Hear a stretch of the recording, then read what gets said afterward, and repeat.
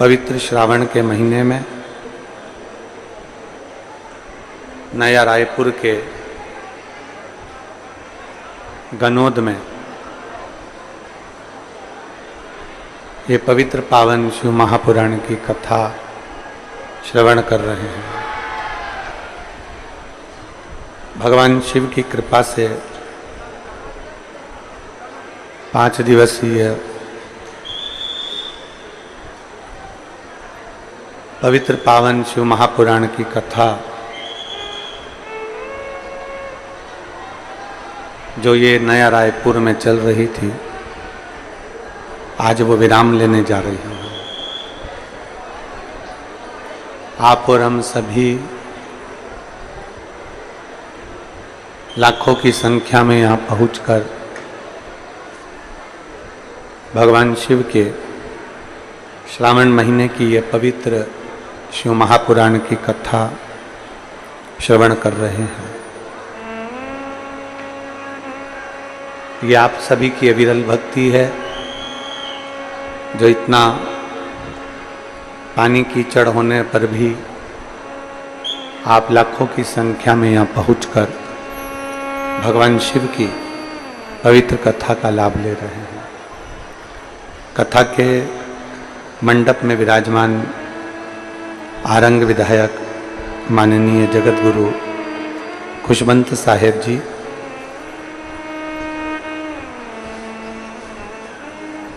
एक बार विधायक जी के लिए भी जोरदार ताली बजाकर साधुवाद, जिन्होंने इस पवित्र कथा में अपना समय भी और अपना पूर्ण योगदान दिया है। ये पवित्र कथा सीहोर से लेकर तो श्री राकेश देवांगन जी आए थे और कहीं ना कहीं किसी न किसी रूप में बाबा देवादिदेव महादेव ने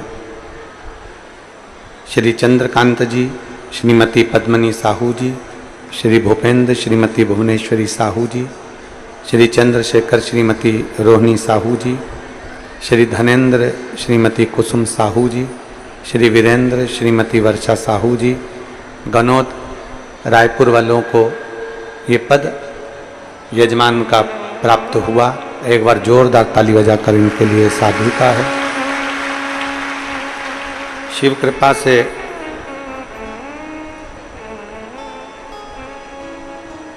कई शिव भक्त ये कथा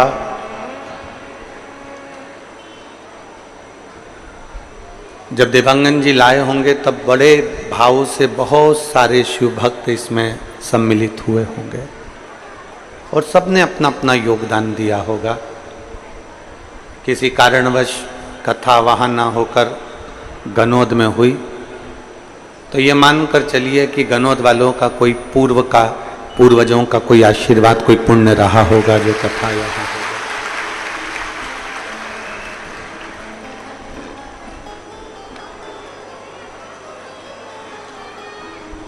आप सभी ने इस कथा को प्रत्यक्ष अप्रत्यक्ष रूप से सहयोग दिया।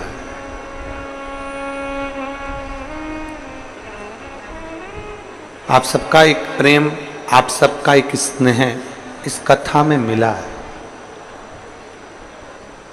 तभी तो लाखों की संख्या में भक्त यहां पहुंच गए।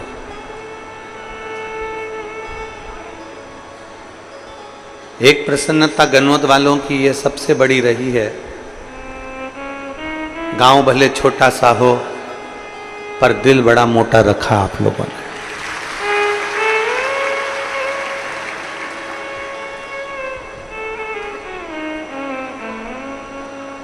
कई गनोद की माताओं ने अपने अपने घर से बड़े बड़े बर्तन लाकर यहाँ कहीं भोजन बनाकर भक्तों को पवाया। जब बीच में शुरू के 1-2 दिन भोजन व्यवस्था गड़बड़ हुई तो क्षेत्रवासी ही नहीं, संपूर्ण क्षेत्रवासी इसको अपने भाव से संजोए। शिव परीक्षा बहुत लेते हैं। परीक्षा केवल आपकी ही नहीं होती, परीक्षा सीओर वाले महाराज की भी बहुत होती है। शंकर परीक्षा बहुत लेते।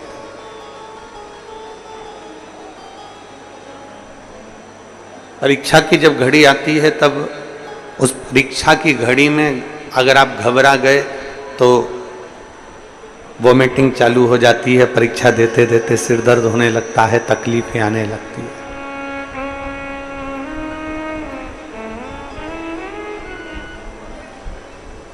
फिर वो परीक्षा की घड़ी जब निकल जाती है और आपने अच्छे से परीक्षा दी है तो ये निश्चित है उसका रिजल्ट भी अच्छा ही आता है।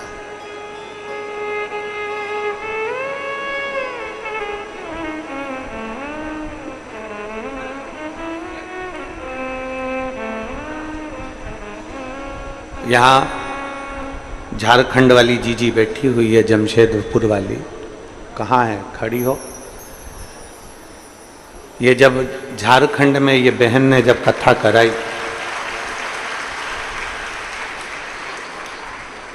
जमशेदपुर और एक और कोई जिला था उसके बीच में कथा चल रही थी, उसके बीच में यहाँ की प्रशासन पुलिस बोले कि हमारे जिले में नहीं और वो पुलिस बोले कि हमारे जिले में नहीं।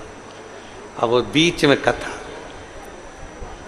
पर ये बहन ने हिम्मत नहीं आ रही, सीहोर जाकर इसने कथा ली और कथा लेने के बाद सारे क्षेत्रवासियों ने कहा कि इतना बड़ा पंडाल लगा दिया आपने, झारखंड में तो इतनी बड़ी कथा कभी हुई नहीं।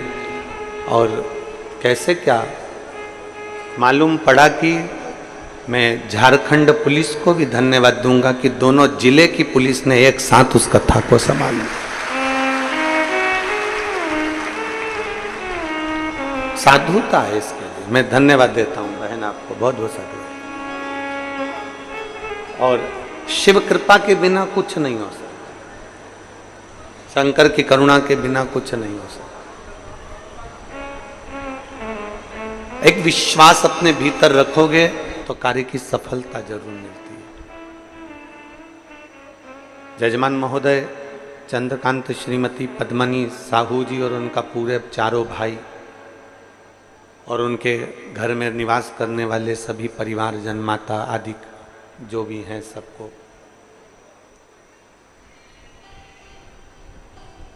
मैं इनसे कहूंगा कि शादी में आपने लाखों रुपए खर्च करे हों, बहू भी अच्छी लाए हो, बेटा भी अच्छा है, पोता पोती सब अच्छे हैं, सब कुछ अच्छा है, पर शादी में जो तुमने खर्च करा वो वापिस तुम्हारे पास में नहीं आएगा। पर तुमने जो शिव महापुराण में अगर थोड़ा खर्च करा है तो उसको 1 साल के अंदर दुगना और चौगुना कर कर बाबा दे देगा।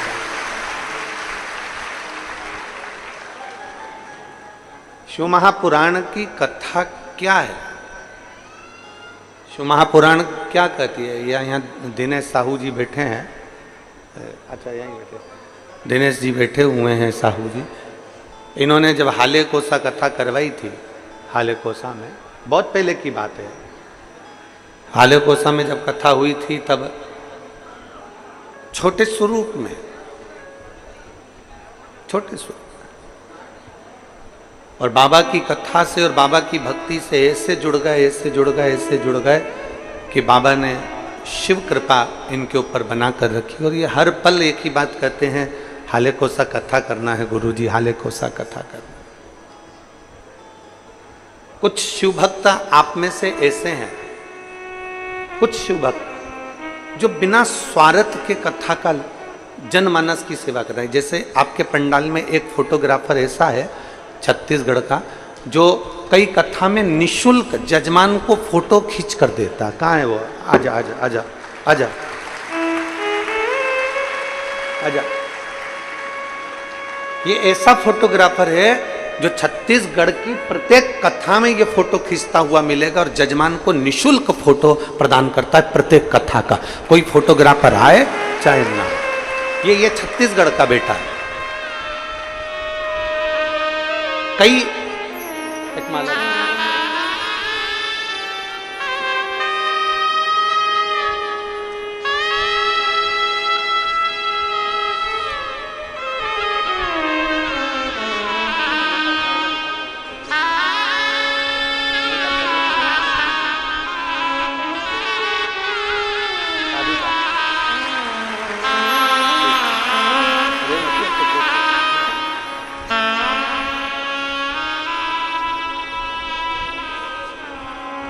ऐसा बेटा है जो छत्तीसगढ़ में जब से कथा हो रही है प्रत्येक जजमान को अपनी तरफ से फ्री फोटो खींच कर दे देता है।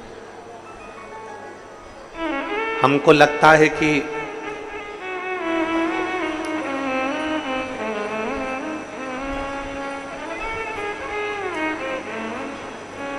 जैसे राम जी को जिसके पास जो होता था वो दे देते थे, जिसके पास में फल होता था तो फल, फूल होता था तो फूल, और भोजन होता था तो भोजन दे देते थे। ऐसा छत्तीसगढ़ हमारा, ये छत्तीसगढ़ महतारी ऐसी है जिसमें जन्म लेने वाला एक एक बच्चा बच्चा शिव के लिए समर्पित है।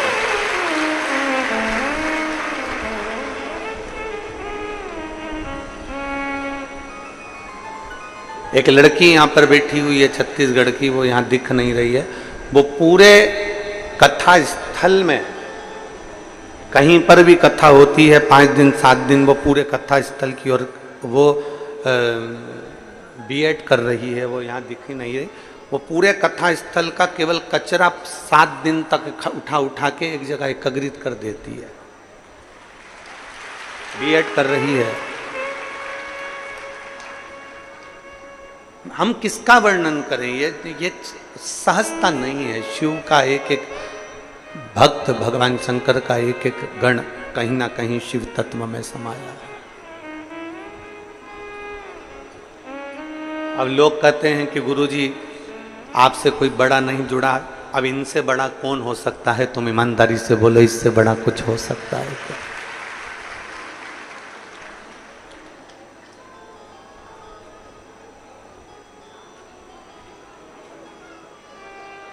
देवताओं में और शिव में एक अंतर बहुत बड़ा है।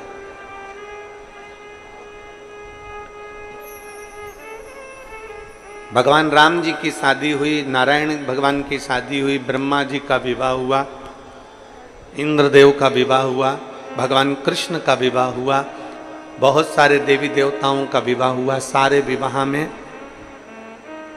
सारे देवताओं को बुलाया गया, सारे बड़े बड़े अतिथियों को बुलाया गया। केवल एक शंकर जी का विवाह ऐसा था जिसमें भूत, प्रेत, डाकनी, पिशाचनी और रुद्रगणों को बुलाया गया था, सबको।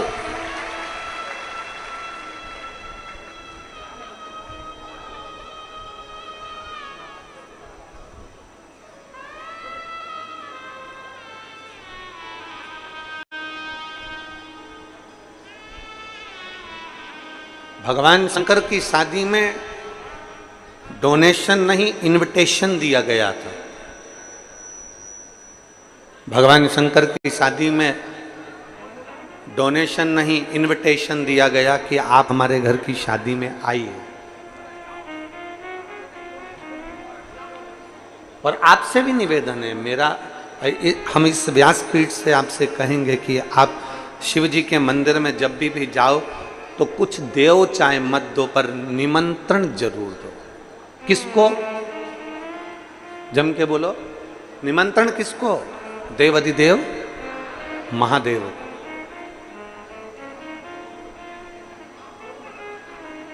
आप डोनेशन दें ना दें, आप धन दें ना दें, आप संपदा दें ना दें, आप बहुत सारा भोग दें ना दें, बहुत सारा प्रसाद दें ना दें, आप पंचामृत बाबा को दे ना दें, आप बाबा को बेलपत्र दे ना दें, पर बाबा को निमंत्रण जरूर दें।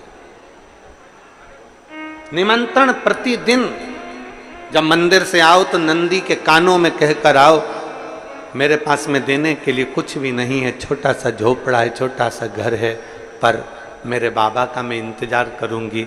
एक प्रदोष नहीं तो दूसरा प्रदोष, एक शिवरात्रि नहीं तो दूसरी शिवरात्रि, एक सोमवारी नहीं तो दूसरी सोमवारी, एक श्रावण नहीं तो दूसरा श्रावण, मेरे बाबा मेरे घर जरूर आए। मेरे बाबा मेरे यहाँ। वो आप और हम एक लाइन गुनगुनाते हैं।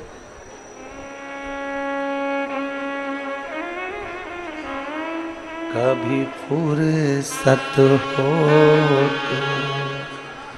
डमरूधर निर्धन के घर भी आ जाना,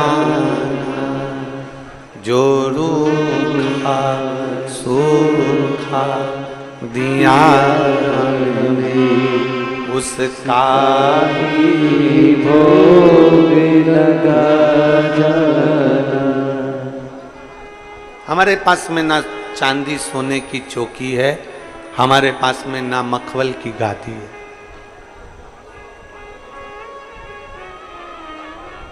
तेरे भक्त बैठे काय पर हैं?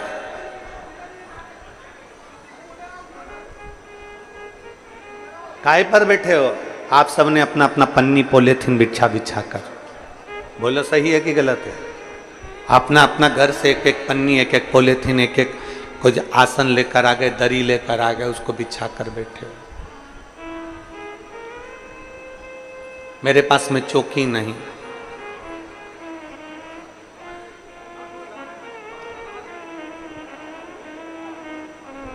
ना ही मेरे पास में कोई चौकी है, ना ही मेरे पास में कोई हीरा मोती है। क्या दूं? ना चौकी लगा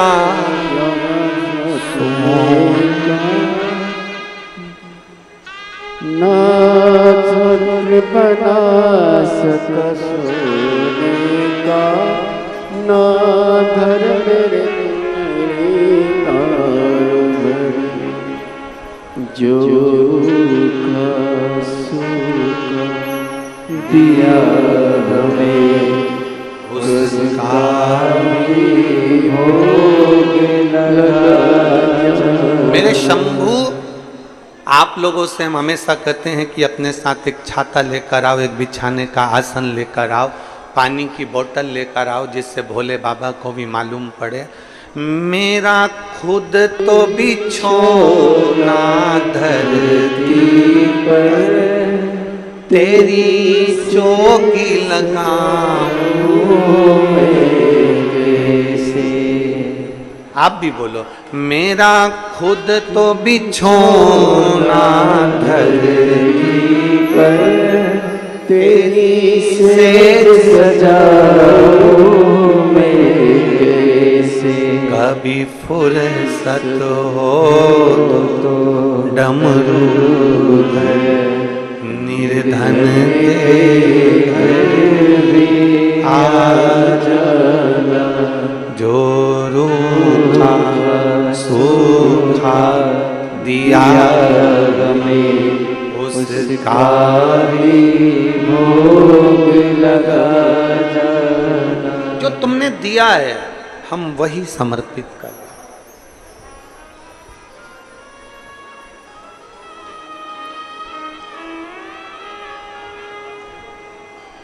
और फिर निवेदन करूंगा, शिव महापुराण के पंडाल में आप अपना आसन बिछाकर बैठ रहे हो तो तैयारी रखना, एक दिन मखमल के सिंहासन पर महादेव जरूर बिठा देगा।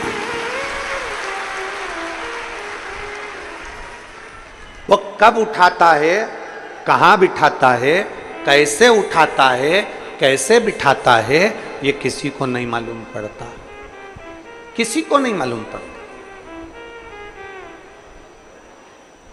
कब बिठाएगा, कैसे बिठाएगा, कहां बिठाएगा, ये उसके ऊपर निर्भर करता।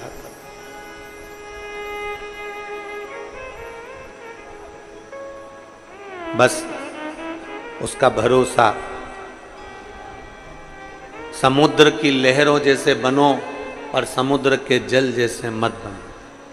समुद्र की लहर कैसी होती है? अमावस्या आती है, जब अमावस्या आती है तो समुद्र की लहर नीचे थमती है। पूर्णिमा आती है तो समुद्र की लहर उछलती है, जिसको ज्वार और भाटा कहा जाता है।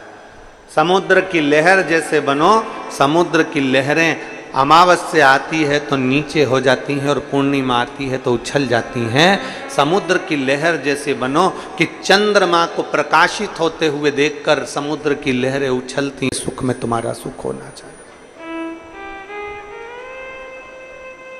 पड़ोसी का बेटा डॉक्टर बन गया, तुम्हें ज्यादा प्रसन्नता होना चाहिए कि हमारे पड़ोसी का बेटा डॉक्टर बन गया। पड़ोसी की यहाँ पर 4 व्हीलर गाड़ी आ गई, तुम्हें सबसे ज्यादा प्रसन्नता होना चाहिए कि हमारे पड़ोसी के घर में 4 व्हीलर गाड़ी आ गई। अपनी समाज का कोई व्यक्ति बहुत आगे बढ़ रहा है तुम्हें प्रसन्नता होना चाहिए कि हमारा समाज का कोई व्यक्ति आगे बढ़कर बैठा है।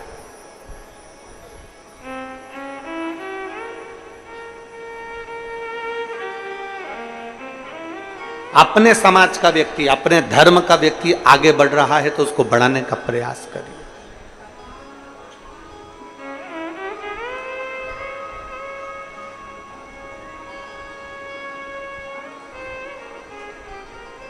पर हमारी आदत ऐसी है कि हम अपनी समाज के, अपने धर्म के, अपने सनातन धर्म के व्यक्ति का पांव खींचते हैं। कोई धर्म ऐसा नहीं है कि अपने धर्म के व्यक्ति का पांव खींचता हो। केवल एक अपना व्यक्ति एक ऐसा है जहां पर लोग आगे बढ़ रहे हैं तो पांव खींचने का प्रयास करें। हम क्यों नहीं प्रयास करें कि हम आगे बढ़ाएं?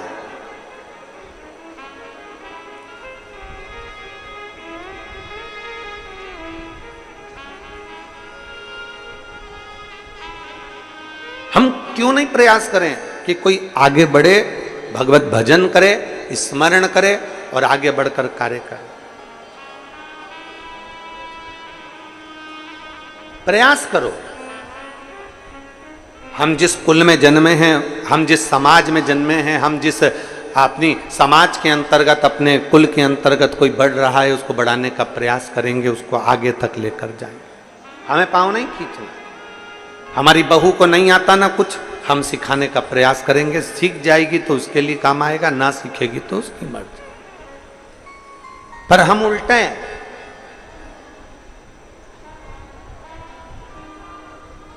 हम सिखाने की जगह नगर में डोंडी पीटते हैं।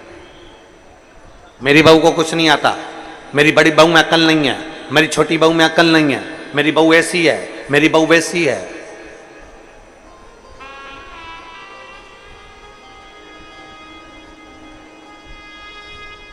किसी के कर्म को कान में जाकर बताया जाए वो परिवार के लोग होते हैं। किसी के कर्म को डोंडी पीट कर मोहल्ले में बताया जाए वो कभी परिवार का व्यक्ति नहीं हो सकता। बहू ने अगर बेकार कर्म कर दिया, कुछ काम बिगाड़ दिया, तो तुम पड़ोसन को बता रहे हो तो पड़ोसन क्या कर लेगी? देवरानी जिठानी को बता रहे हो तो देवरानी जिठानी क्या कर लेगी? रिश्तेदारों को बताया, ननंद को बताया, इसको बताया, बुआ को बताया, कहीं बेटी को बताया, तो बेटियां क्या कर लेंगी? बहू अगर गलत कार्य करी है तो बहू के कानों में जाकर बोलो, बेटा तूने ये गलत कर दिया, बेटा तू अपने आप को सुधरने का प्रयास करना। पर हमारी आदत ऐसी है, बहू अगर गलत करती है तो हम अपने रिश्तेदारों को, पड़ोसियों को, नातों को, रिश्तों को, कुटुंब को, सबको डोंडी पीट पीट के बताते हैं, फोन लगा लगा के बताते हैं, रिश्तेदारों को कह कह कर बताते हैं कि ऐसा हो गया। जिसकी गलती है उसके कान में जाकर कहो ना।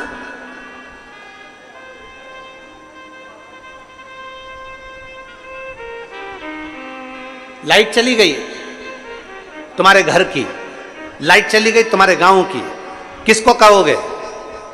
बोलो, जम के बोलो जरा।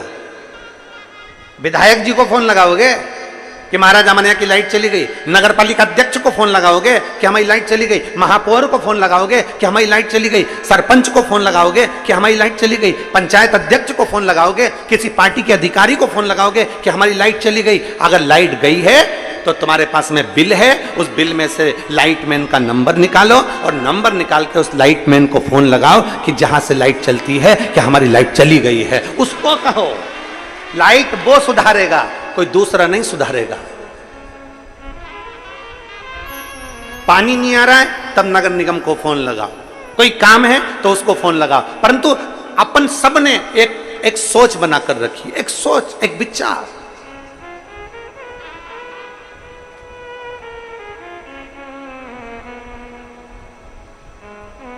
विदेश में अगर लाइट जाती है तो लाइटमैन को फोन लगाया जाता है। विदेश में लाइट जाती है तो लाइटमैन को जाकर फोन लगाया जाता है, विद्युत विभाग को फोन लगाया जाता है। एक हम हैं, अपने यहाँ की लाइट जाती है तो हम पड़ोसी के घर में जाकर देखते हैं तेरी है कि नहीं है।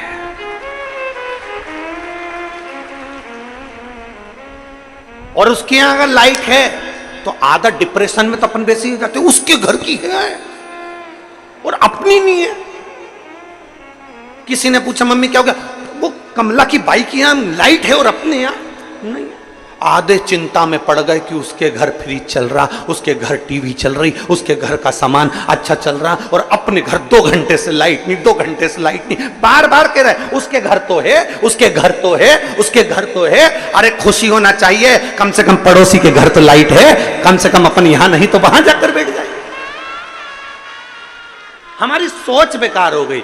वो सुखी क्यों है, उसके घर में प्रकाश क्यों है, उसके घर में उजाला क्यों है, हम दुखी हो गए। और मेरा ओघड़दानी, मेरा शंभू, मेरा त्रिकालदर्शी, मेरा शंकर, मेरे ओघड़ बाबा कहते हैं, मेरे शंभू कहते हैं कि जहां जैसा मौका मिले वहां वैसे रहिए। भगवान नारायण को लक्ष्मी देकर, भगवान विष्णु को बैकुंठ देकर, ब्रह्मा को ब्रह्मलोक देकर, इंद्र को इंद्रलोक देकर, रावण को सोने की लंका देकर, भस्मासुर को कंकण देकर, दुनिया के लोगों को सब कुछ देकर कैलाश पर भी मेरा महादेव लेता है तो अलमस्त होकर रहता है। कभी दुख नहीं करता कि मैंने इतना दे दिया, कभी दुख नहीं करता कि मैंने इतना। प्रसन्नता हो तुम्हारे जीवन की, प्रसन्नता। हम दुखी हो जाते हैं, हम उसके यहाँ लाइट है, हमारे यहाँ नहीं है, उसके यहाँ ऐसा हो गया, हमारे यहाँ ऐसा नहीं हो गया। प्रसन्नता हो। और शंभु शरणे पड़ी मांगू घड़ी रे, दुख का दया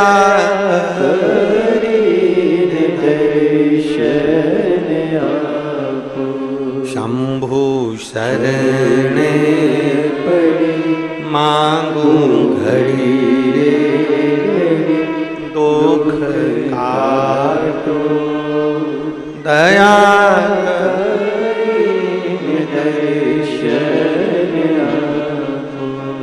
हम प्रसन्न क्यों ना। समुद्र की लहरें उछलती है, अमावस पर धीमी हो जाती है, पूर्णिमा पर उछल कर आगे बढ़ जाती है। समुद्र की लहर जैसे बन जाओ, दूसरे के सुख में हम सुखी हैं और दूसरे के दुख में हम दुखी हैं। समुद्र के जल जैसे मत बनना। समुद्र का जल खारा होता है, अपने हृदय को इतना खारा मत बना लो, अपने आप को इतना खारा मत बना लो कि कोई पी ना सके। अपने आप को इतना क्रोधी, अपने आप को इतना चिड़चिड़ा, अपने आप को इतना अहंकारी, अपने आप को इतना अहमवान मत बना लो कि कोई आपके पास में आ ना सके, आ ना सके। माता यशोदा जी ने कन्हैया के ऊपर छड़ी उठाई, क्रोध किया। माता यशोदा जी जब कन्हैया पर क्रोध करी ना, कन्हैया भागे, मेरा ठाकुर आगे आगे भागे, यशोदा जी पीछे पीछे भागे। यशोदा जी के हाथ कन्हैया नहीं है। कुछ रात्रि मेरा लाडला, मेरा ठाकुर, मेरा कृष्ण नंद बाबा की गोद में जाकर सो जाते थे। मैया के पास नहीं है। नंद बाबा ने पूछा, कन्हुआ ए कन्हैया यशोदा जी के पास क्यों नहीं जाता, मैया के पास क्यों नहीं जाता? मैया क्रोध करती है, मैया क्रोध करती है। परम भगवदीय वैष्णव का लक्षण यही है, एक श्रेष्ठ भक्त का लक्षण यही है, एक श्रेष्ठ शिव भक्त का लक्षण यही है कि वो कभी क्रोध ना करे। क्रोध करेगा तो भगवान उससे दूर हट जाएगा, क्रोध करेगा परमात्मा थोड़ा दूर चले जाएगा। प्रसन्न रहो, प्रसन्न।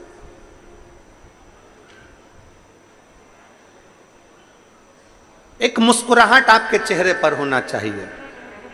हंसने की सौगात तो मेरे बाबा भोलेनाथ ने केवल मनुष्य को दी है, केवल मनुष्य को मुस्कुराहट दी है, केवल मनुष्य को।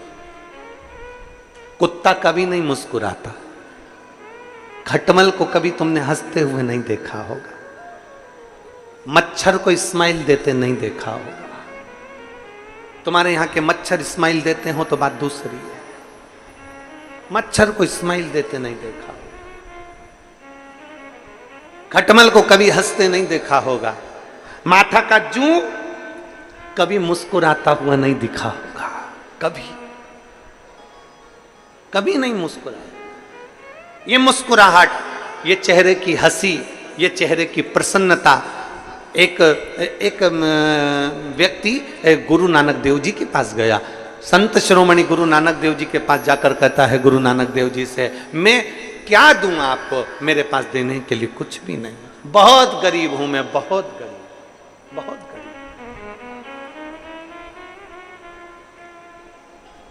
मैं बहुत गरीब हूं, मेरे पास देने के लिए कुछ भी नहीं। मैं क्या दूं आपको, मैं क्या प्रदान करूं आपको, मेरे पास देने के लिए कुछ भी नहीं है। खूब रोता खूब रोता खूब रोता, मेरे पास देने के लिए कुछ भी नहीं, मैं बहुत गरीब हूं, मैं बहुत गरीब हूं, मैं बहुत गरीब हूं। गुरु नानक देव जी ने कहा, कौन कहता है कि तू गरीब है और कौन कहता है कि वस्तु का दान दे। गुरु नानक देव जी ने कहा, जिसके पास जो हो वो दे। अगर तू गरीब है, तेरे पास देने के लिए कुछ भी नहीं है, तो तेरे चेहरे की हंसी तो है, कम से कम मुस्कुराहट किसी को देना चालू कर दे, तुझे मुस्कुराहट मिलना प्रारंभ हो जाए। आप किसी को मुस्कुराहट दीजिए, आपको मुस्कुराहट मिलेगी। आप किसी को क्रोध देंगे, क्रोध मिलेगा। गाली देंगे, गाली मिलेगी। अपशब्द कहेंगे, अपशब्द मिलेगा। ताने देंगे, ताना मिलेगा। आप किसी के ऊपर एक उंगली उठाएंगे, ये 3 उंगली आपके ऊपर जाएगी।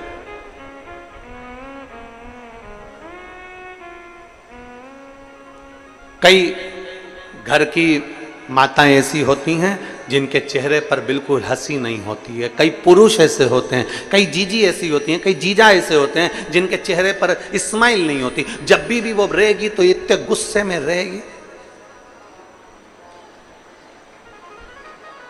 उसके चेहरे पर मुस्कुराहट आती नहीं, उसके चेहरे पर प्रसन्नता आती नहीं।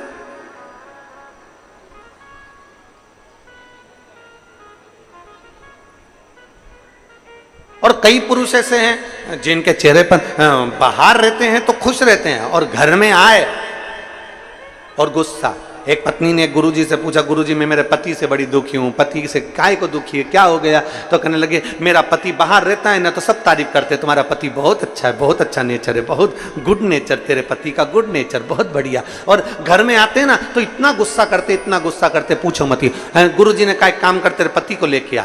अब वो अपने पति को लेकर आ गई। गुरुजी को पति ने प्रणाम करा और इतने में गुरुजी ने कहा, एक बात बता कि सारे मोहल्ले के लोग तेरी तारीफ करते हैं, सारी दुकान के लोग तेरी तारीफ करते हैं, सारे नौकर तेरी तारीफ करते हैं, और तू घर में आकर इतना गुस्सा क्यों करता है? तो इतने में पति बोला, पहले इसको बाहर निकालो फिर बताऊंगा।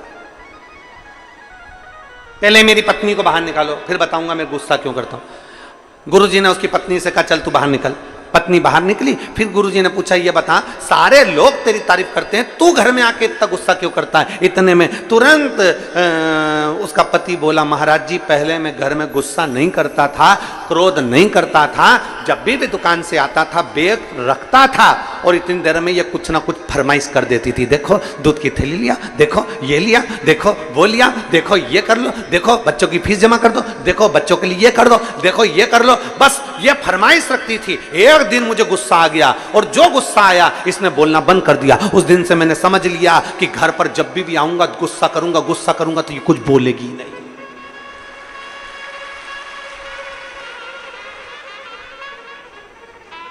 अब उसने कहा, महाराज तुम बताओ कि क्रोध करूं कि नहीं करूं। अब महाराज खुद चक्कर में पड़ गए। महाराज जी ने कहा, अच्छा हुआ तूने मुझे ज्ञान दे दिया, मैं भी ऐसे ही करूंगा। पर यह श्रेष्ठता नहीं है, इसको श्रेष्ठता नहीं कहते हैं। श्रेष्ठता वो है कि आपके चेहरे की स्माइल, आपके चेहरे की प्रसन्नता आधे से ज्यादा, हमने पहले भी कथा में कहा, तुम्हारे जीवन में कितना भी दुख हो, शंकर जी के मंदिर में मुस्कुरा कर जाना, प्रसन्न होकर जाना। तो भगवान शंकर और पार्वती आपस में बात करेंगे कि कैसा है, कितना दुख है इसकी किस्मत में, कितनी तकलीफ है इसको, और उसके बाद भी मेरे मंदिर में एक लोटा जल चढ़ाने आता है तो खुश होकर आता है। जब भी मंदिर में आती है बड़ी प्रसन्न होकर आती है, चिल्ला चिल्ला के गाती है, श्री शिवाय नमस्तुभ्यम, श्री शिवाय नमस्तुभ्यम, हर हर महादेव। कहीं भजन गाती है, भोला सब दुख काटो म्हारा। इतना तकलीफ होने के बाद भी ये मेरे मंदिर में मुस्कुरा कर आती है। इतने में शंकर भगवान पार्वती से कहेंगे, इतना दुख होने पर भी लोग मंदिर में रो कर आते हैं, पर ये मुस्कुरा कर आती है। आज से मैं वर देता हूं, जितनी तेरे चेहरे पर स्माइल ऐसी बनी रहे और तू खुश हो रहे, दुख कट जाए। प्रसन्नता दुख को काट देती है। प्रसन्नता दुख को समाप्त कर देती है। पर हमारी आदत है, हम जब भी भजन में, कीर्तन में, मंत्र में, सुंदरकांड में, रामायण में, गीता में, हम कोई सत्यनारायण जी की कथा में, हम भगवान की कथा में जब भी जाते हैं तो ऐसे जाते हैं जैसे गुमशुदा तलाश केंद्र, एकदम बोलते प्रसन्नता रहती है। तुम बड़ा बड़ा आयोजन, कभी बड़े बड़े आयोजन में गए हो आप लोग? अरे बोलो तो समझे, गए हो बड़े आयोजन में? सारे राजनेता सोफा लगा लगा के बैठ जाए ऐसे ऊपर मंच के ऊपर, बहुत बड़े बड़े लोग बैठ जाएं, बड़े बड़े मंत्री संतरी कलंतरी मिनिस्टर आदि बहुत और बहुत अधिकारी लोग सब सोफे पे बाहर स्टेज के ऊपर बैठ जाएं। अब तुम देखना कोई भी बात होगी ना, एक भी उस सोफे पे तुम्हें मुस्कुराता नहीं दिखेगा, सब ऐसे दिखेंगे जैसे मुसद्दी लाल, सब चुप मौन। आयोजन में आए हो, इतनी पब्लिक के सम्मुख में पहुंचे हो, तुम किसी भी पद पर हो, कुछ नहीं दे सकते, अपने चेहरे की स्माइल दीजिए। लोगों को अगर स्माइल भी दे दी तो वो प्रसन्नता तुम्हें मिलती है, वो प्रसन्नता दीजिए, वो चेहरे की खुशी दीजिए। मैं छत्तीसगढ़ शासन के माननीय मुख्यमंत्री श्री विष्णुदेव साय जी को मैं धन्यवाद दूंगा।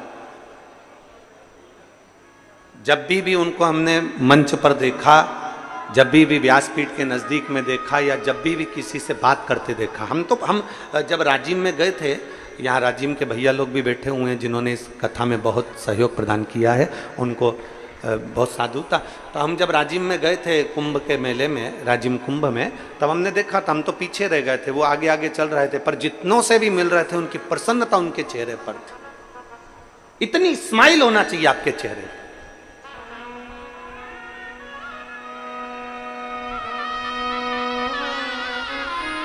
इतनी प्रसन्नता आपके चेहरे पर होना चाहिए, आपकी स्माइल देखकर लोग, किसी को कुछ नहीं दे सकते, प्रसन्नता दीजिए। शिव महापुराण की कथा कहती है चावल दिया तो चावल मिलेगा। बोलो बोलो जी जी हाँ, सही बात है। अपन पहले आदान प्रदान करते थे, जब पड़ोसन के यहाँ चाय की पत्ती खत्म हो जाती थी तो वो अपने घर मांगने आ जाती थी। बोलो सही है। अपनी पुराने जमाने को मत भूलो।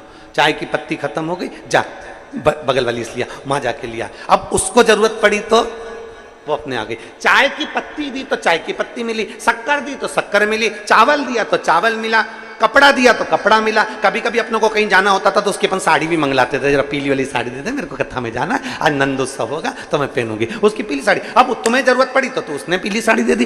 तुमने जो दिया उसने तुमको दिया। उसी तरह शिवपुराण कहती है तुम कितने भी गरीब हो, तुम्हारे पास में कुछ भी नहीं है, तुम्हारे पास देने के लिए एक अन्न का दाना भी नहीं है, तो चेहरे की प्रसन्नता देना। प्रसन्नता दोगे तो तुम्हें भी एक दिन प्रसन्नता मिल जाएगी। तुम कितने भी गरीब हो, कितने भी दुखी हो, कितने भी तकलीफ में हो, अगर किसी को स्माइल दे रहे हो, किसी को प्रसन्नता दे रहे हो, तो वो तुम्हें प्रसन्नता देगा। किसी के दुख में तुम खड़े हो तो तुम्हारे दुख में कोई खड़ा होगा। किसी की तकलीफ में तुम खड़े हो तो वो तुम्हारी तकलीफ में खड़ा होगा। तुम बन सके तो किसी के लिए अच्छा करने का प्रयास करो। जब तुम अच्छा दोगे, अच्छा मिलेगा।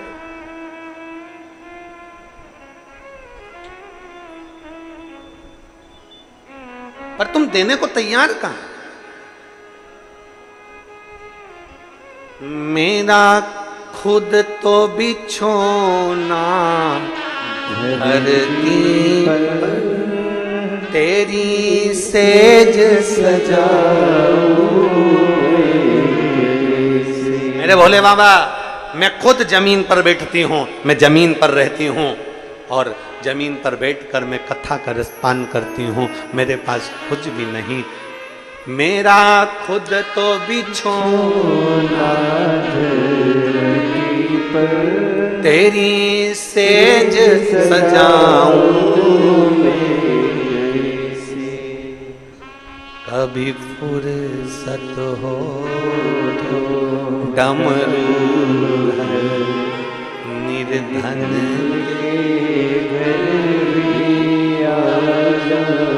तुम भगवान को मंदिर में कुछ देव ना देव पर जरूर देना इनविटेशन। मतलब निमंत्रण। किसको बोलोगे? नंदी को। शंकर जी को हाथ जोड़कर प्रार्थना कर कर आना। रोज घूमने जाते हो, शाम का समय तुम्हारा रोज भ्रमण का है। 33 कोटि देवता में केवल एक देवता ऐसे हैं जो अपनी धर्म पत्नी के साथ रोज भ्रमण पर जाते हैं। भगवान नारायण लक्ष्मी जी के साथ रोज घूमने नहीं जाते, भगवान ब्रह्मा ब्रह्माणी के साथ रोज घूमने नहीं जाते, भगवान इंद्र इंद्राणी के साथ रोज घूमने नहीं जाते, 33 कोटि देवता अपनी पत्नी के साथ रोज घूमने नहीं जाते। केवल देव अधिदेव महादेव ऐसे हैं जिनने नंदी को बाहर रखा है। मंदिर से रोज शाम को बाहर निकलते हैं, नंदी पर बैठते हैं और भ्रमण पर चले जाते हैं।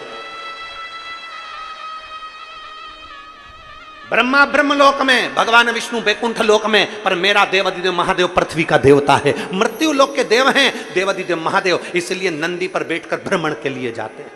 और किसके यहां भ्रमण के लिए जाते हैं? कौन के यहां जाते हैं? जिसने भाव से दिल से निमंत्रण दिया हो।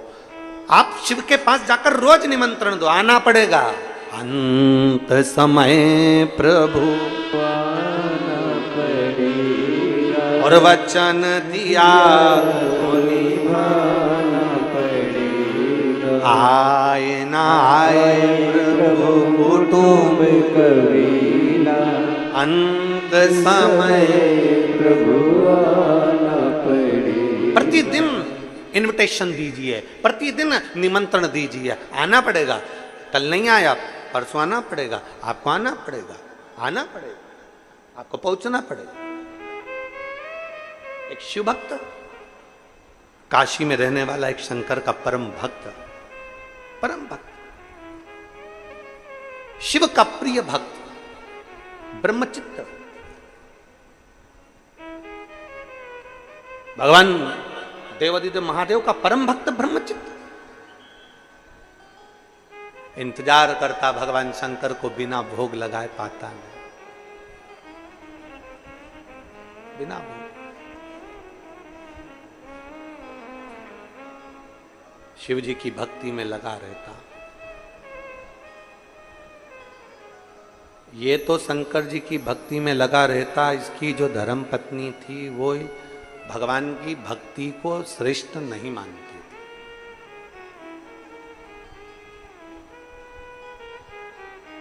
थी। ऐसा समय आया, ब्रह्मचित्त भगवान शंकर की भक्ति में लगा, शिव जी की आराधना करता, शंकर का गुणगान करता, शिव को बेलपत्र दुर्वा सब समर्पित करता, श्रृंगार करता।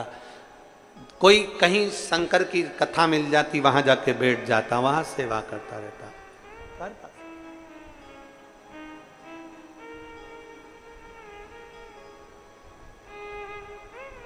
अब ब्रह्मचित्त सेवा में लीन रहता तो ध्यान नहीं रह पाता अपनी पत्नी पर, अपने बच्चों पर। और होता है, शिव महापुराण की कथा कहती है, जो भगवान शंकर की शिव महापुराण को संभालता है, जो शिवालय को संभालता है, जो शंकर के मंदिर में जाकर झाड़ू पोछा लगा देता है, शिव मंदिर में सफाई कर देता है, जो शंकर के मंदिर को संभाल लेता है, उसके घर को और उसके परिवार को स्वयं महादेव संभाल लेता है। स्वयं महादेव।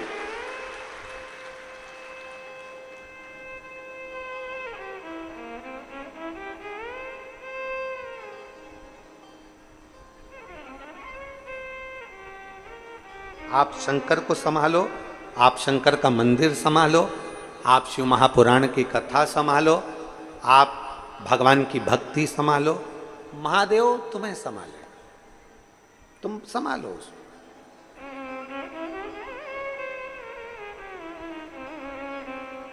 हम जब तक परिवार को संभालते रहेंगे, ये मेरा बेटा, ये मेरी बेटी, ये मेरी बहू, ये मेरा पोता, ये मेरी पोती, ये मेरी बहन, ये मेरे रिश्ते, ये मेरे नाते, ये मेरे कुटुंब, ये मेरा देवर, ये मेरी देवरानी, ये मेरी बेटी, ये मेरा दामाद, ये मेरा नाती, ये मेरा पंती, हम इनको संभालते रहे, संभालते रहे, संभालते रहे, और आखिरी में अर्थी पर लेटे और शमशान पहुंच गए, कुछ नहीं मिला। जो शिव को संभाल, एक ब्रह्मचित्त नाम का एक शिव भक्त भगवान शंकर को संभालता, भगवान शिव की भक्ति करता। उसकी पत्नी गुस्से में आ गई, पत्नी को क्रोध आ गया, कैसा पति मिला है, दिन भर शंकर शंकर शंकर शंकर शंकर लगा। कई लोग आप पर भी चिढ़ते होंगे, रोज मंदिर चली जाती है, रोज कथा होती है 1 बजे और टीवी खोल के बैठ जाती है। अभी ये कथा पूरी हो जाएगी आज 16 तारीख को, और 23 तारीख से 29 तारीख तक फिर नांदेड़ की कथा चालू हो जाएगी। नांदेड़ में जो कथा है, महाराष्ट्र के नांदेड़ में, उस कथा का नाम हमने कुलेश्वर महादेव शिव महापुराण की कथा रखा है।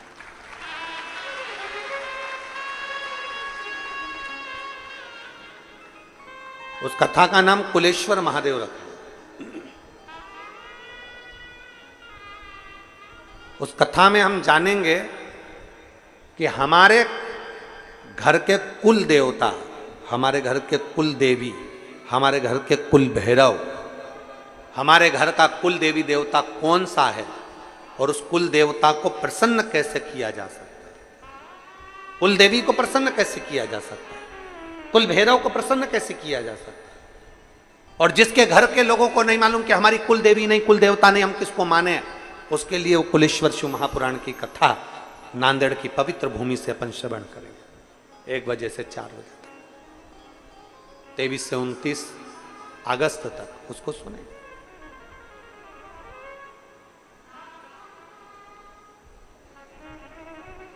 और एक जो कथा है वहाँ गुड़गांव में 3 सितंबर से 9 सितंबर तक गुड़गांव हरियाणा में जो कथा है, उस कथा का नाम फुलेरा शिव महापुराण की कथा रखी गई है। उस कथा में अपन जानेंगे कि फुलेरा में कौन से पुष्पों का प्रयोग किया जाए जब किसी स्त्री का रजो धर्म या गर्भाशय में जो गठान हो जाती है या गर्भाशय में किसी ना किसी तरह का कोई प्रॉब्लम हो जाता है या रजो धर्म से जुड़े हुई जो दिक्कतें होती हैं, तो फुलेरे का कौन से पुष्प का फुलेरा या कौन से स्थान पर शिव जी को कौन सा फूल हरताली का दिन समर्पित करना चाहिए, उसका स्मरण अपन उस कथा में सुने। फुलेरा शिव महापुराण की कथा, उसको श्रवण करेंगे गुड़गांव की पवित्र भूमि से 3 सितंबर से 9 सितंबर तक, उसको वहां से श्रवण करें। तो शिव कथा कर रही है, भगवान शंकर का चरित्र करा, ब्रह्मचित्त कि धर्म पत्नी और बच्चे दोनों रुष्ट होकर चले गए। ब्रह्मचित्त की पत्नी भी चली गई, बच्चे भी चले गए, ब्रह्मचित्त की बहुएं भी चली गई, सब चले गए और रुष्ट होकर चले गए। अब ब्रह्मचित्त अकेला घर में, अकेला।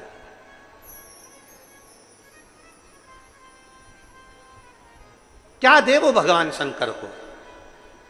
रोज मंदिर चले जाए, सेवा करे, अर्चना करे, पूजन करे, पाठ करे और घर में आए, भोजन बनाए, भगवान को भूख लगे। एक दिन सेवा करते करते करते करते ब्रह्मचित्त जब लगे हुए थे, तब उसकी पत्नी, उसके बच्चे और उसकी बहू बीच मार्ग में शिव मंदिर जाते समय ब्रह्मचित्त को मिल गए और ब्रह्मचित्त को इतना अपशब्द कहा, इतनी गालियां दी, इतना आड़ा टेढ़ा बोला कि ब्रह्मचित्त की आंखों में जल भर गए। ब्रह्मचित्त रोने लगा, नेत्रों में जल भर गए। पहले भी कथा में कहा, आज फिर कहते हैं, सबको ताना दो चल जाएगा, सबको अपशब्द कह लो चल जाएगा, पर किसी शिव भक्त को कभी ताना मत दो, कभी अपशब्द मत कहो, क्योंकि उसके दिल में शिव बसा होता है, उसके हृदय में शंकर बसा होता है, उसके दिल में शंकर बसा होता है, शिव बसा होता है। जब आप ताना देते हो, गाली देते हो, आड़ा टेढ़ा कहते हो, जो भीतर शंकर है, गाली उसको नहीं पड़ती, उसके भीतर विराजमान उस शिव को पड़ती। मीराबाई के लिए जहर का प्याला भेजा गया था, अमृत किसने बनाया? बोलो, जम के बोलो जरा। गिरधर भगवान कृष्ण ने। मीराबाई के लिए जहर का प्याला भेजा गया, अमृत भगवान कृष्ण ने बनाया। क्यों? मीराबाई के लिए जहर का प्याला भेजा गया, वो मीरा के लिए भेजा गया था, पर मीरा के दिल में तो गिरधर गोपाल बसे हुए थे, कृष्ण बसे हुए थे। भगवान को लगा यहां मीरा के लिए जहर नहीं, यहां मेरे लिए भेजा गया है, क्योंकि मीरा तो भोग लगा कर खाती है।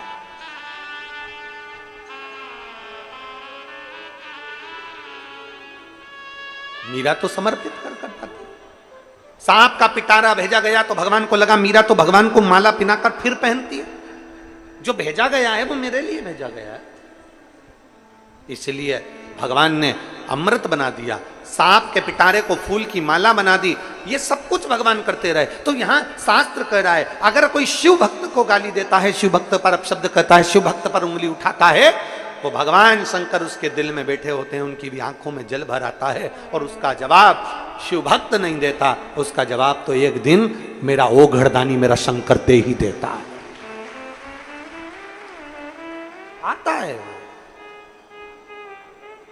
और मेरे बाबा दया करना, मैं तेरे भरोसे, मेरे बाबा दया कर, सब बोलिए,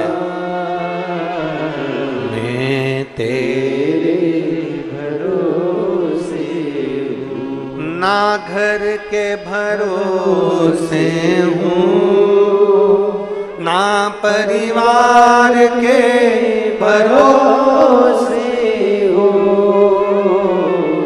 ना घर के भरोसे हूँ, ना परिवार के भरोसे हूँ, मेरे बाबा दया करना, मैं तेरे भरोसे हूँ, भोले बाबा दया करना, मैं तेरे भरोसे। आप विश्वास करो परमात्मा की उस भक्ति पर एक पत्र है,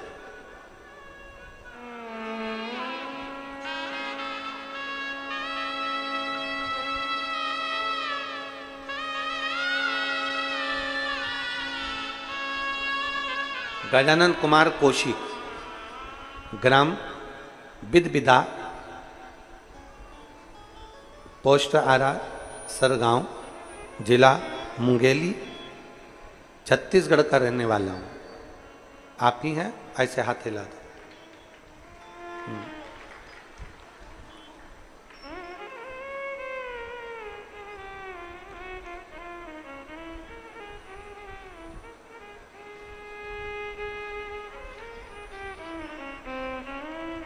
आइए एक बेलपत्र ले जाओ, आ जाओ, आ जाइए। गुरुदेव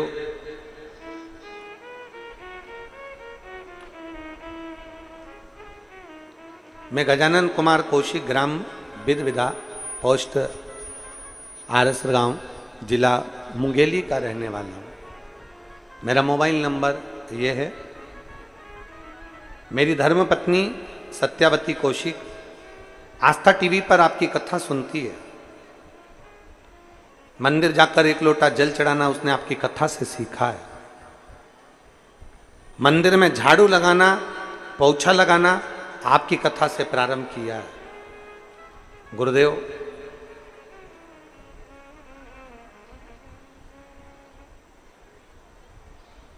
सरकारी नौकरी के लिए 10 साल से कोशिश कर रहा था, पर सरकारी नौकरी लगना बहुत कठिन काम। हमारे देश के विभिन्न शिक्षण संस्थाओं में ऐसी कोई संस्था नहीं जिस संस्था में मैंने परीक्षा नहीं दी। प्रत्येक शिक्षण संस्था में मैंने परीक्षा दी, पर मेरी सरकारी नौकरी 10 साल से नहीं लगी। तब मेरी पत्नी ने मुझसे कहा कि वो सियोर वाले महाराज कहते हैं कि बन सके अपने नजदीक में अगर कभी शिव पुराण की कथा हो तो एक बार पंडाल में जाकर जरूर सुनो। पंडाल में बैठकर एक बार दिल लगाकर कथा सुनो। मैं पानी की बोतल रख लेती हूँ, बिछाने का आसन रख लेती हूँ, छाता रख लेते हैं और चलते हैं कथा में। थोड़ा सा सामान बच्चों का खाने का रख लिया, आसन, छाता, पानी की बोतल लेकर 5 अगस्त को आप 2023 में तिल्दा नेवरा में कथा कर रहे थे, हम वहां पंडाल में कथा सुनने के लिए बैठ गए थे। एक दिन के लिए, मन लग गया, 2-3 दिन वहीं रुके, कथा का लाभ लिया। 10 साल से मैं तैयारी कर रहा था, पर मेरा कहीं पर भी सरकारी नौकरी नहीं लगी। तब मेरे बाबा ने ऐसी कृपा करी, कथा सुनकर आया, उसका 3 महीना भी पूरा नहीं हुआ और बाबा की कृपा से मेरा सबसे बड़े शिक्षण संस्थान में, आधुनिक पुस्तकालय में, भारतीय प्रौद्योगिक संस्थान में, IIT हैदराबाद में मेरा सिलेक्शन हो गया। मैं बाबा को धन्यवाद देने के लिए आया। मेरे शिव की कृपा क्या होती है गुरुदेव, सत्य मायने में तो मैं भी ऐसा ही समझता था कि ऐसे बहुत सारे कथाकार हैं, कथा करते हैं, टीवी पर कुछ भी दिखाते रहते हैं, तो मुझे लगा था कि ऐसे ही दिखाते होंगे, किसी को खड़ा कर देते होंगे। पर आज पत्र लिखकर मैं गौरवान्वित महसूस कर रहा हूं कि मेरा IIT हैदराबाद में सिलेक्शन हुआ। मैं बाबा को धन्यवाद देने के लिए, एक शिव तत्व,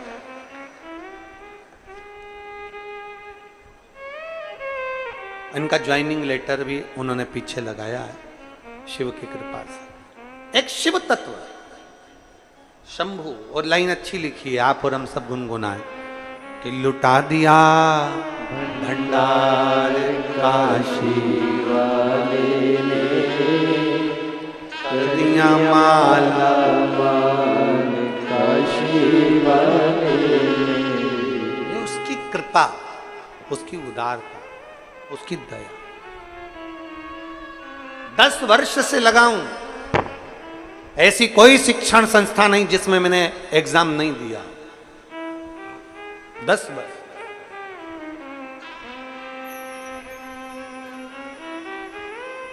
मेहनत, जितने भी शिव भक्त कथा को सुन रहे हैं, जितने बेटा बेटी कथा को सुन रहे हैं, हमारे सीहोर शहर के भी आसपास के जितने बेरागढ़, भोपाल, अमलाय, कोठरी, आष्टा, देवास, भैरुंदा, काला पीपल, सुजालपुर, शाजापुर, जितने आसपास के क्षेत्र के भी सुन रहे हैं, उनसे भी कहूँगा 17 तारीख, मतलब आज 16 है, कल 17 है। 17 तारीख को कावड़ भराएगी बाबा की सुबह 9 बजे। शनि प्रदोष है, साथ में आप और हम सब चलें। आप दिल से बाबा से एक बार साथ में मिलकर जल चढ़ाओ और बाबा से प्रार्थना करो, देखें अगली कावड़ तक मेरा बाबा तुम्हें देता है कि नहीं देता। आ जाओ बेटा।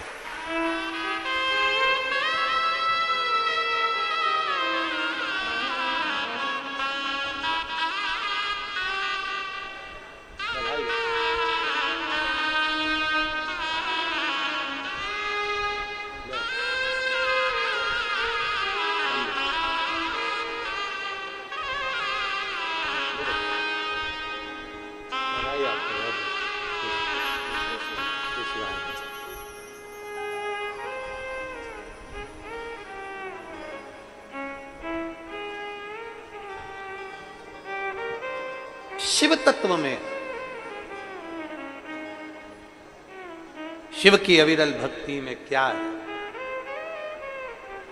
इन्होंने एक लाइन में लिखा,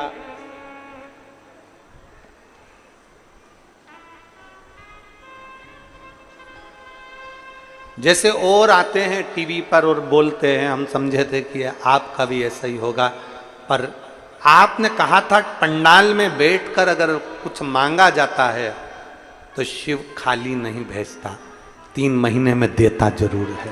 वो दिया, देता जरूर। और आप ये लाखों की संख्या में आए हो ना, इतना भारी भीड़ में आप लोग पहुंचे हो शिव भक्ति में, कीचड़ है, पानी है, अपना बिछाया, अपना साथ में भोजन भाजक सब लेकर आए हो, बैठे हो, कथा सुन रहे हो, तो आप ये मान कर चलना मेरा शंभू तुम्हारी झोली खाली नहीं रखेगा। 3 महीने में मेरा बाबा तुम्हें भी कुछ न कुछ जरूर भंडार भरे।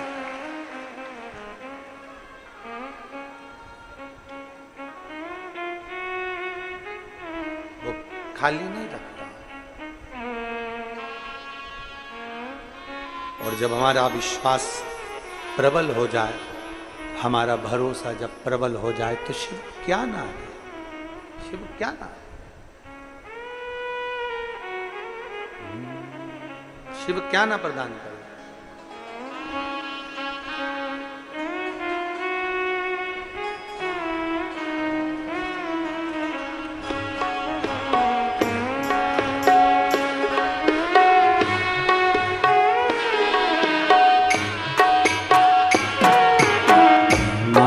बजाओ भोलानाथ डमरू धीमा, बजाओ धीमा, भोलानाथ डमरू धीमा बजाओ, धीमा बजाओ भोलानाथ डमरू धीमा, बजाओ बजाओ भोलानाथ डमरू धीमा बजाओ, धीमा बजाओ भोला धीमा बजाओ, धीमा बजाओ भोला धीमा बजाओ, धीमा बजाओ भोला धीमा बजाओ, धीमा बजाओ भोला धीमा बजाओ, अरे धीमा बजाओ भोलानाथ डमरू धीमा बजाओ, धीमा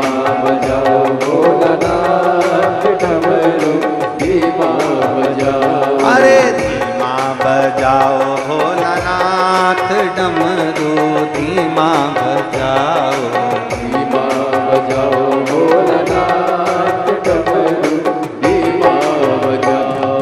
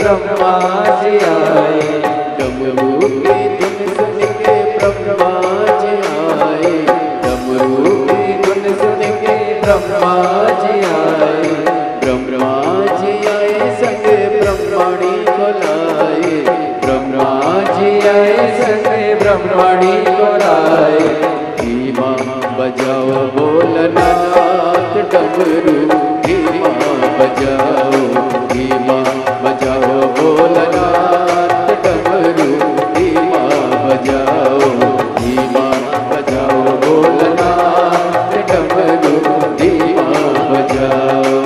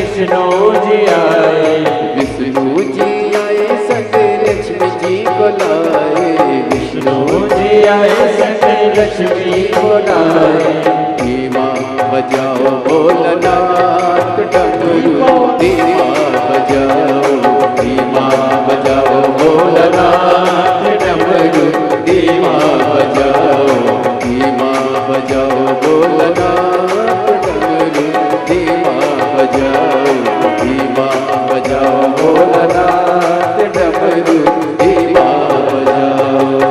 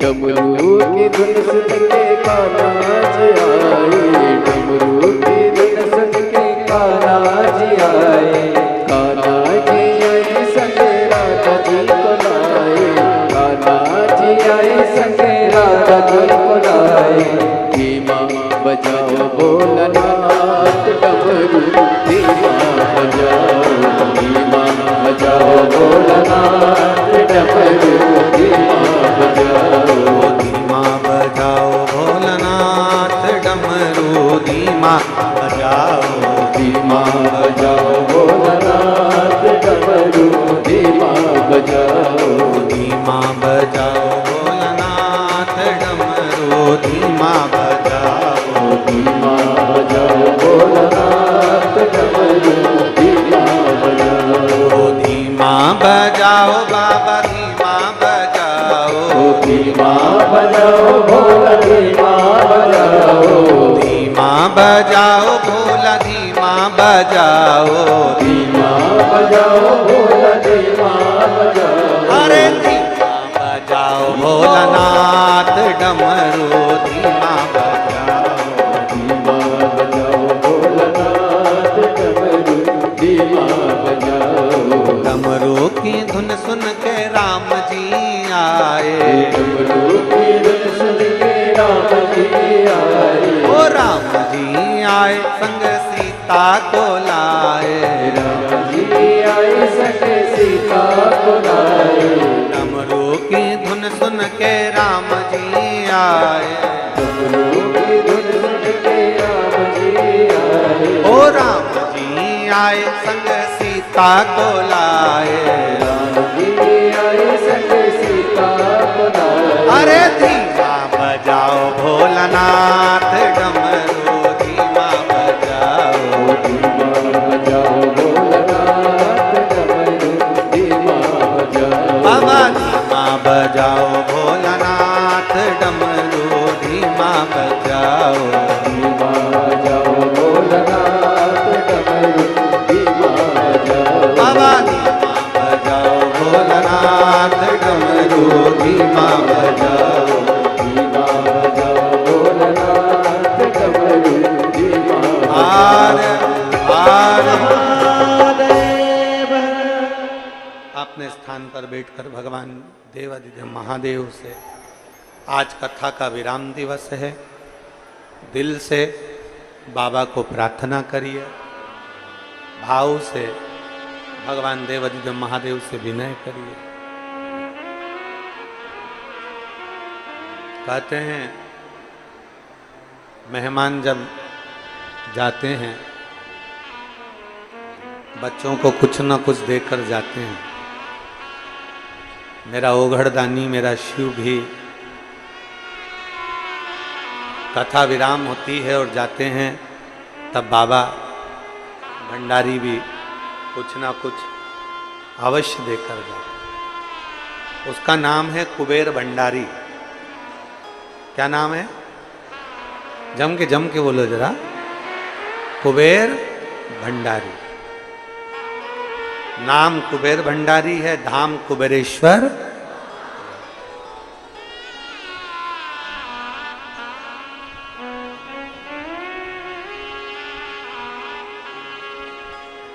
कुबेरेश्वर धाम की पवित्र भूमि पर जो रात्रि विश्राम कर बाबा को जल चढ़ाकर संध्या आरती कर लेता है, बाबा भंडारी उसका भंडार भर देता। इतना सरल है शिव। आप और हम सब मिलकर बाबा से अपने दिल की बात हृदय के साथ भाव से कहेंगे। सब साथ में बोलेंगे। जब बोल लेते हैं उसके बाद अपने मन में अपने मन की बात बाबा से जरूर कहा करो। श्रावण के 72 साल बाद ऐसा सावन आया है और जिसकी 3 कथाएं, एक भिलाई में, दूसरी राजनांदगांव में, तीसरी नया रायपुर में हुई है। सावन के महीने की ये आखिरी कथा है, विराम की कथा। जो ये 2024 का श्रावण है, इसका विराम की कथा। दिल से बाबा से प्रार्थना करो, बाबा ऐसी कृपा करना, ऐसा भंडार भरना कि आने वाले समय में जब भी योग लगे तो हम भी यजमान बने और हमारी भी झोलियां खुशियों से भरा। ऐसी कृपा कर। बैठकर बाबा से अपने मन की बात बड़े भाव के साथ में बोलिएगा। शिव महापुराण का ऐसा अविरल शब्द है श्री शिवाय नमस्तुभ्यम, जिसका उच्चारण कर लेने से कई अश्वमेध यज्ञ का फल हमें प्राप्त हो जाता है, हमारे सारे पाप समाप्त हो जाते हैं। प्रत्येक शिवालय में, शंकर के मंदिर में अपनी खुद की तरफ से श्री शिवाय नमस्तुभ्यम अवश्य अंकित करा। लोग आते भी श्री शिवाय नमस्तुभ्यम बोलें, जाते भी श्री शिवाय नमस्तुभ्यम। अपने दरवाजों पर भी छोटा सा पंपलेट श्री शिवाय नमस्तुभ्यम का लगाएं, जिससे कोई दरवाजा खोलने से पहले कोई बाहर खड़ा हो तो वो पढ़ ले। हम किसी को कुछ ना दे सकें तो कम से कम मंत्र नाम ही दे दें, इससे बढ़कर और क्या है? पढ़ ले। सब साथ में बड़े भाव से कहेंगे। श्री शिवाय नमस्तुभ्यं। श्री शिवाय नमस्तुभ्यं। श्री शिवाय नमस्तुभ्यं। श्री शिवाय नमस्तुभ्यं। श्री शिवाय नमस्तुभ्यं। भोला सब दुख काटो ओ भोला सब दुख काटो। शिव शंकर जपूं तेरी माला, भोले बाबा जपूं तेरी माला। भोला सब दुख काटो ओ भोला सब दुख काटो। वेश है मंगल मंगलकारी, वेश है मंगल मंगलकारी शमशान वासी हमारा, शमशान वासी हमारा, ओ भोला सब दुख काटो हमारा, ओ भोला सब दुख काटो। भगवान देवाधिदेव महादेव त्रिकालदर्शी कैलाशी अविनाशी शिव, जो संपूर्ण जगत का कल्याण करने वाले हैं, ब्रह्मचित्त की आंखों में जल भर गया।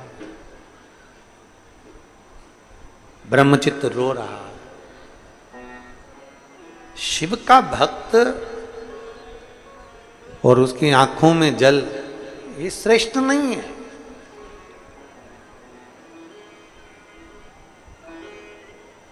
ये अच्छी बात नहीं है।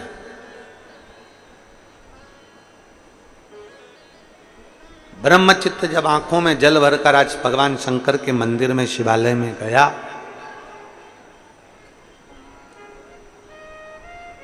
शिव प्रकट नहीं हुए, पर भगवान देवाधिदेव महादेव ने, भगवान शंकर ने तुरंत नंदी से पूछा, नंदी बता कि आज ब्रह्मचित्त की आंखों में जल क्यों है, ये रो क्यों रहा है।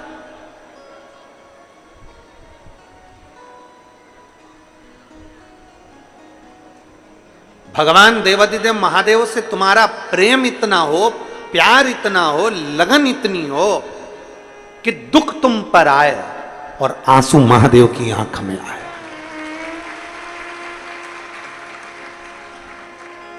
दुख तुम पर आए और आंसू महादेव।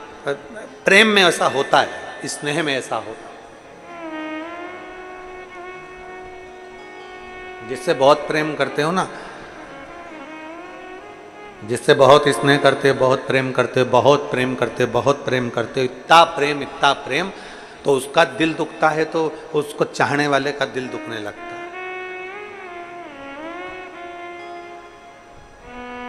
प्रेम में ऐसा होता है।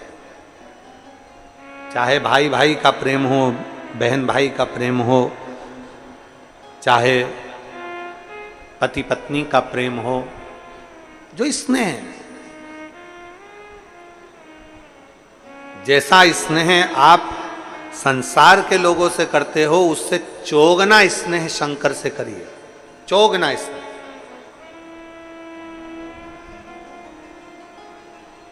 फिर आंख में अगर आंसू आपके हैं, दुख आपको है, तो आपकी जगह पर रोज शिव रहे।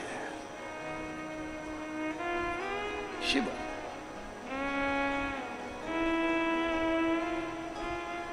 एक प्रसंग आप लोगों ने सुना होगा, रामचरितमानस का बड़ा सुंदर सा प्रसंग है कि शक्ति लगी थी लक्ष्मण जी को, मूर्छा खाकर गिर गए थे लक्ष्मण जी, और लक्ष्मण जी जब मूर्छा खाकर गिरे, संजीवनी लेने के लिए कौन गए थे?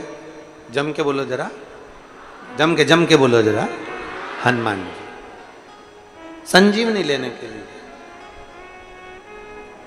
भरत जी ने हनुमान जी को देखा और बाण छोड़ दिया। संजीवनी ले जाते समय हनुमान जी नीचे गिर गए थे। हनुमान जी गिरे थे कि नहीं गिरे थे? अयोध्या में हनुमान जी नीचे गिरे, नंदीग्राम के पास में हनुमान जी नीचे गिरे।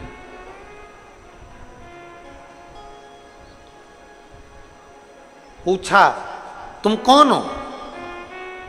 कहा मैं हनुमान। कहां जा रहे हो? लक्ष्मण जी को शक्ति लगी है, सुषेण वेद के कहने पर मैं संजीवनी लेकर आया हूं और संजीवनी लेकर जा रहा हूं। अगर मैं समय पर नहीं पहुंचा तो लक्ष्मण मर जाएंगे, लक्ष्मण के प्राण छूट जाएंगे। भरत जी को गुस्सा आ गया कि हनुमान तुम राम जी के चरणों के दास होकर, सेवक होकर तुम कह रहे हो कि लक्ष्मण के लिए मैं संजीवनी लेकर जा रहा हूं और अगर मैं नहीं पहुंचा तो लक्ष्मण मर जाएंगे। तो भरत जी ने हनुमान जी से कहा, तुम्हारा ये शब्द मुझे पसंद नहीं आया कि मैं संजीवनी लेकर जा रहा हूं। तुम जमीन पर गिरे पड़े हो, संजीवनी का पर्वत तो हवा में टंगा हुआ है, अगर तुम लेकर जाते तो वो पर्वत भी जमीन पर गिर जाता। वो पर्वत तो राम ले जा रहा है। हमें लगता है कि हम कर रहे हैं। कथा करवाने वाला शिव, कथा सुनने वाला शिव और कथा बांचने वाला भी शिव, यहां कोई दूसरा नहीं है, सब शंकर का। अब देखिए प्रेम की बात सामने आ रही है। उर्मिला जी को मालूम पड़ा कि कोई बानर नीचे गिरा है और लक्ष्मण जी को शक्ति लगी है और लक्ष्मण जी अंतिम श्वास से गिरे। उर्मिला जी, लक्ष्मण जी की धर्म पत्नी माता उर्मिला आई। हनुमान जी ने कहा, माता जी प्रणाम।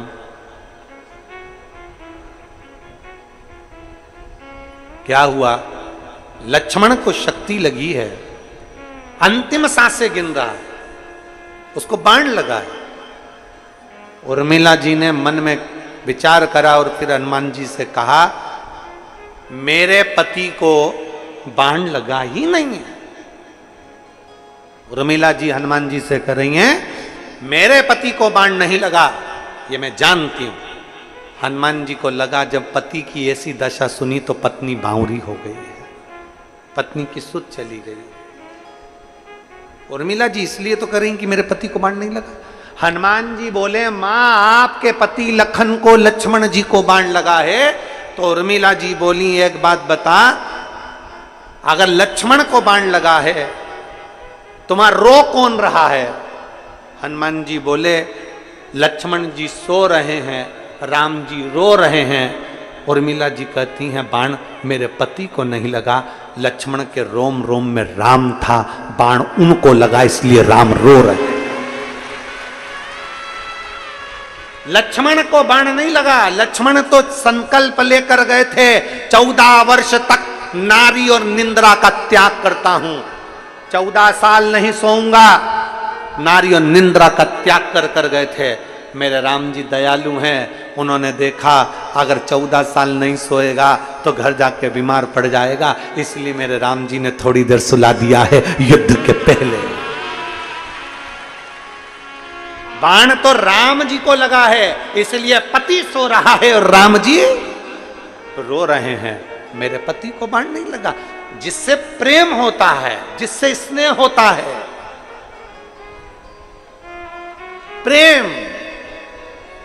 तुम शंकर भगवान पर एक लोटा जल चढ़ाओ, तुम शिव की आराधना करो, शंकर की भक्ति करो, शंकर भगवान का गुणगान करिए, शंकर का स्मरण करिए, दुख तुम पर होगा तो आंसू शिव के आएंगे। एक पत्र है, देखिए।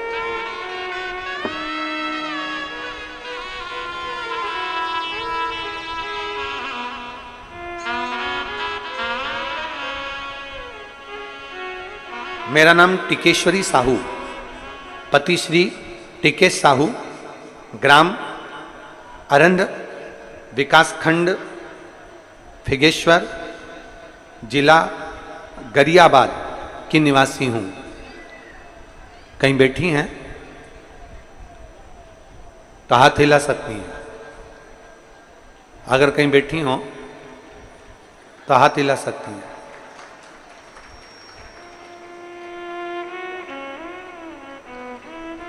मेरा नाम टिकेश्वरी साहू, पति श्री टिकेश साहू, ग्राम अरंड, विकास खंड फिंगेश्वर, जिला गरियाबाद की निवासी हूँ। कहीं बैठी हो तो हाथ हिलाइएगा। आप ही हैं? एक बार हाथ हिलाओ। श्री शिवाय नमस्तुभ्यं। आ जाइए, एक बेलपत्र लेकर जाइए। एक लोटे जल का मैं क्या वर्णन करूं गुरुदेव। 2010 में मेरी छाती में 3 गठानें हो गई थी। 3 गठान होने के बाद में डॉक्टर ने कहा कि इसका ऑपरेशन कराइए। हमने उसका ऑपरेशन करवाया। ऑपरेशन कराने के बाद में ठीक नहीं हो पाए। ऑपरेशन कराने के बाद 2023 तक छाती में 12 से 13 गठान और हो गई। अब 12 से 13 गठान जब छाती में हो गई तब हम बड़े तकलीफ में आ गए और बहुत दुखी हो गए। अब डॉक्टर कहता है कि ऑपरेशन फिर करना पड़ेगा। अब करें तो करें क्या। एक बार ऑपरेशन करा लिया जिसमें से 3 गठाने निकाल दी गई। फिर 2023 में मालूम पड़ा कि फिर गठाने हो गई और 12 से 13 गठाने हो गई हैं। अब हम करें तो करें क्या। जांच में डॉक्टर कह रहा है कि ऑपरेशन कराओ और गठान की जांच करने के लिए भेजा जाए। हमने अब विचार कर लिया कि अब ऑपरेशन नहीं कराना। तभी बाबा से प्रार्थना कर कर भगवान शंकर की भक्ति करना प्रारंभ कर दिया, आपकी कथा सुनना प्रारंभ कर दिया। जब भी आपकी कथा टीवी पर आती है आसन लगाकर सुनती हूँ, शिव जी के मंदिर जाती हूँ, 1 लोटा जल चढ़ाती हूँ, बेलपत्र को नंदी के पास बैठकर खाती हूँ, भगवान शंकर के मंदिर में झाड़ू पोछा करती हूँ और बाबा से रोज प्रार्थना करती हूँ कुछ भी हो जाए अब मेरा ऑपरेशन ना हो, ये गठाने गल जाए। मैं बाबा को धन्यवाद देने के लिए आई हूँ। मेरे बाबा ने जब मेरे जांच कराई वापिस जुलाई के महीने में, तब बाबा की कृपा ऐसी हुई कि बाबा की करुणा से मेरी 12 से 13 गठाने जो थी वो सारी की सारी समाप्त हो गई। मैं बाबा को धन्यवाद देने के लिए आई हूँ। आज 55 किलोमीटर से मैंने संकल्प लिया था जिस दिन मैं ठीक हो जाऊंगी और आसपास में कहीं कथा होगी तो मैं पैदल आऊंगी। 55 किलोमीटर से मैं यहाँ पैदल आई हूँ बाबा को प्रणाम करने, बाबा को धन्यवाद देने, शिव को प्रणाम करने। एक लाइन अच्छी लिखी है, आप और हम गुनगुनाते हैं कि भोला सब दुख काटो हमारा, ओ भोला सब दुख काटो हमारा, शिव शंकर जपू तेरी माला, भोले बाबा जपू तेरी माला, भोला सब दुख काटो हमारा। एक पत्र और है,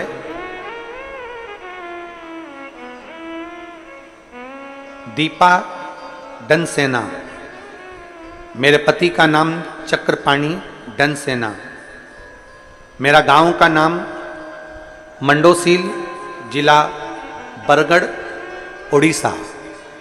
कहीं बैठी हो तो हाथ हिला सकती हैं। मेरा नाम दीपा डनसेना, मेरे पति का नाम चक्रपाणी डनसेना, मेरे गांव का नाम मंडोसील, जिला बरगढ़, उड़ीसा। कहीं बैठी हैं? कहीं बैठी हो तो हाथ हिला सकती हैं। और अगर बैठी हो तो एक बेलपत्र लेने आ सकती हैं। अगर कहीं बैठी हो तो हाथ हिला सकती हैं।